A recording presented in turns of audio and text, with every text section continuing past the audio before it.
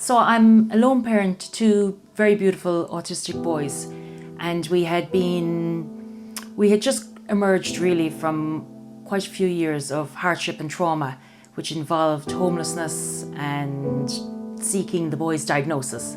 So finally we had a place to call home, and more importantly we had secured an educational placement for both children in an ASD unit. And then in October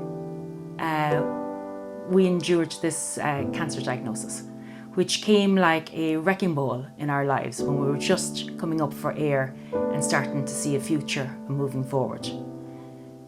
It really wasn't until I left the breast check clinic and the fresh air hit me, that's when I bawled my eyes out. Really because of the vulnerabilities of our family. Me as a lone parent, and as a carer to two autistic children, always their health concerns come first and foremost. And we all know as carers, the carer cannot get sick.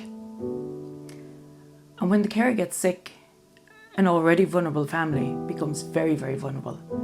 And this cancer diagnosis was nothing short of a crisis.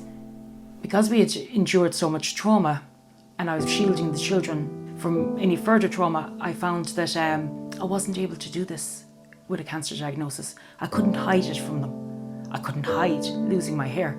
I couldn't hide the side effects and the symptoms.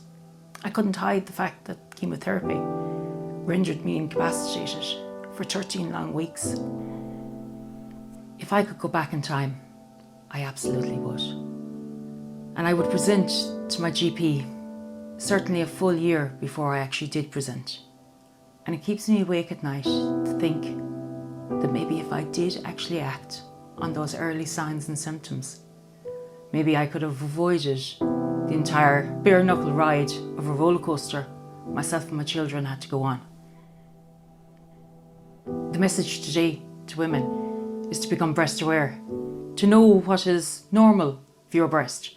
So in the event that cancer visits you, you recognise it.